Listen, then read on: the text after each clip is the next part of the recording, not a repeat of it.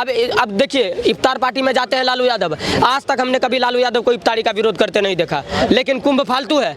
इफ्तारी क्या है? आपके मौसा का बरसी तो है नहीं क्या है कुंभ? कुंभ आस्था का पर्व है। लालू यादव के अब्बा का ससुराल तो था नहीं जो उनको वहाँ पे खीर पूरी परोसा मिलेगा। कुंभ में लोग श्रद्धा भक्ति भाव से गए, मोक्ष की प्राप्ति के लिए गए। तो जो कुंभ को मृत्यु कुंभ कह रहा है वो बंगाल की डायन है ममता बनर्जी। बंगाल से उनका खात्मा तय है। बड़े बड़े शिव सैनिक कहने वाले उद्धव ठाकरे फीके पड़ गए हिंदुत्व के सामने, तो ममता बनर्जी कौन से खेत की मूली है?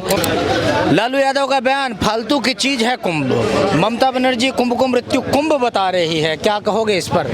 पत्रकार महोदय, सबसे पहले तो हर एक नेता जो बयान दिया, सबके बयान को बहुत गहराई से हमने सुना और भारत की हर जनता तक ये मैसेज तो कम से कम पहुंचनी ही चाहिए।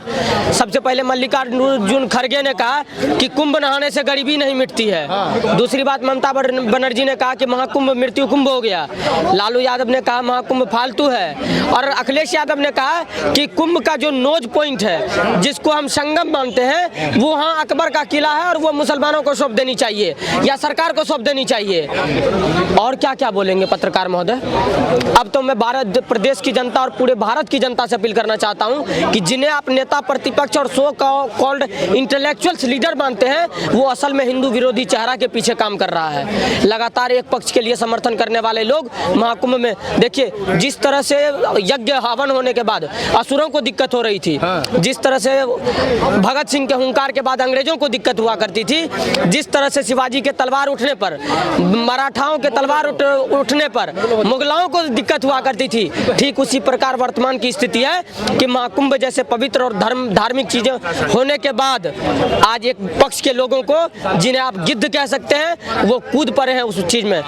महाकुंभ विपक्ष वालों को असुर बता रहे हैं या मुगल बता रहे हैं? देखिए, अकबर की बड़ाई जब करता है तब तो मुझे विपक्ष मुगल लग रहा है, और जब कुंभ को मृत्यु कुंभ बताता है तो वो असुर की प्रवृत्ति है। दूसरी बात मैं कहना चाहूंगा कि कुंभ पर बोलने वाले लालू प्रसाद यादव से क्यों नहीं पूछते हैं कि चारा चोरी अगर इंसानियत का काम है क्या? और आप मुझे ये बताइए कि अगर महाकुंभ फालतू है तो अंबानी का पत्तल चाटना कौन सा इंसानियत का काम है?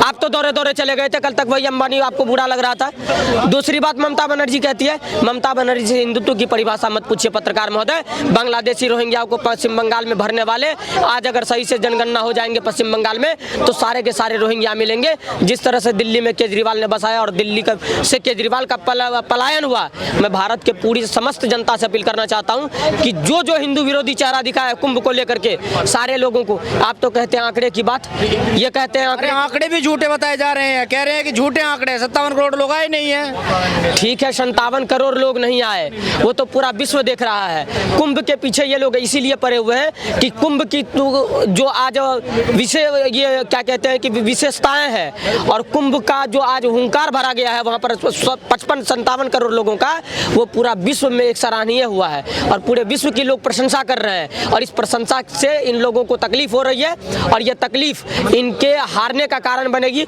अभी तो आपको पता चल गया होगा अखिलेश यादव के वहाँ पे मिल्कीपुर में क्या हुआ है। तो ये तमाम तरह के नेताओं को जिस तरह से मार खाना पड़ा है, आगामी सारे चुनाव में केजरीवाल हिंदू विरोधी था, गया कि नहीं गया? शिवसेना के नेता बताते हैं उद्धव ठाकरे हिंदू विरोधी, विकेट गिरा कि नहीं गिरा?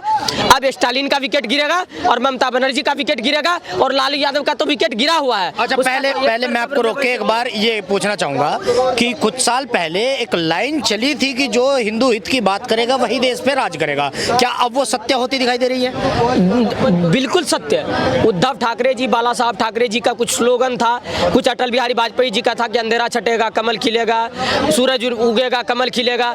सारी चीजें लगातार हो रही है और पूरा दुनिया आज बीजेपी पे हंस रही है और कांग्रेस पे हंसेगी, हो रही है। तो देखिए, आज महाकुंभ को लेकर के जब विपक्ष वाले सवाल करते हैं तो योगी जी उनके लिए कहा ही है कि जाके भावना राखी जैसी प्रभु मूर्ति देखी तीन तैसी। तो जिनकी भावना जैसी है वो ईश्वर पर उसी तरह आस्था रखते हैं। और इन सारे लोगों को महाकुंभ पर जो राजनीति कर रहे थे, इनको कभी जो मृत्यु कुंभ बता दिया, अगर एक बाप की औलाद है तो ये कभी मौत का हज बता करके दिखाए। वहाँ भी तो 1100 लोग मरे थे, आप तो कभी नहीं दिखाया, ना कोई विपक्ष का नेता दिखाया। सो कॉल्ड इंटेलेक्चुअल जो कहते थे गाजीपुर बॉर्डर पे राहुल गांधी बोलते थे संभल के पत्थरबाजों को उससे नहीं मिलने दिया जा रहा है, बेसहारे लोगों को टारगेट करके मारा जा रहा है। तो राहुल गांधी क्यों नहीं गए कुंभ में मिलने वालों से?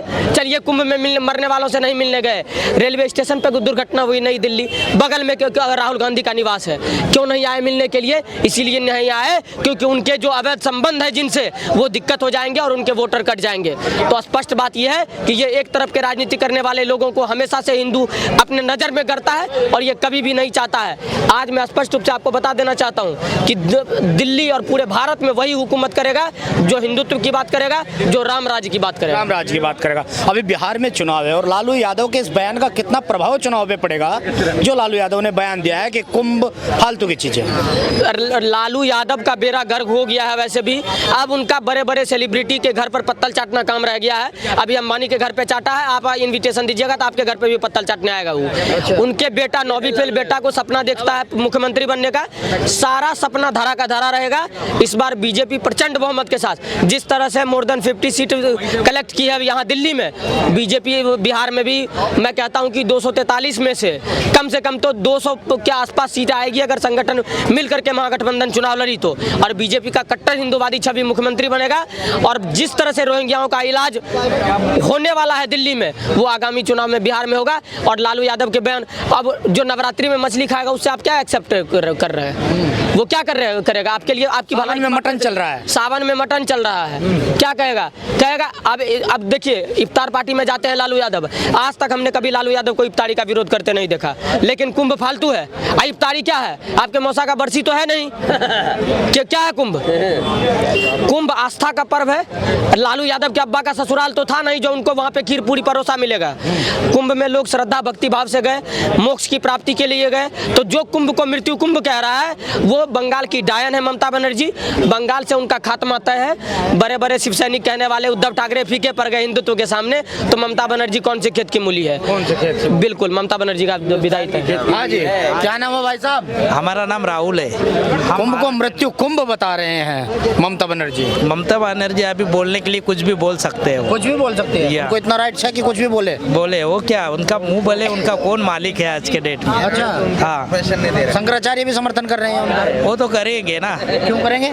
क्या उनका क्या अभी उनको क्या शंकराचार्य भी उनका कर देंगे, कोई भी कर देंगे। ठीक है या गलत है? यह तो गलत है। गलत है। हाँ। हाँ जी, क्या नाम अंकल? अशोक कुमार अग्रवाल। मृत्यु कुंभ बताया जा रहा है। कुंभ खुद मरे हुए हैं बेटे, वो मृत्यु के दरवाजे में खुद खड़े हुए हैं। जो मृत्यु कुंभ बता रहे हैं ना, वो खुद मरे हुए हैं। खुद मरे हुए हैं? खुद मरे हुए हैं। लोगों की नजर में, पूरे देश की नजर से खुद ही मरे हुए हैं। उनकी अपनी लालू यादव फालतू की चीजें बता रहे हैं। वो खुद फालतू का आदमी है। चारा चोर जो है वो तो खुद ही फालतू का आदमी है, उसको कौन अब अहमियत दे रहा है? लालू के इस बयान से बिहार चुनाव पे कोई फर्क नहीं पड़ेगा? कुछ नहीं, कभी कोई फर्क पड़ता है? चुनाव जो है अपनी मर्जी का होना है। सनातनी देश है, सनातन के लिए चुनाव होना चाहिए। मुस्लिम वोट लेने से थोड़ी ये चुनाव माना जाता है।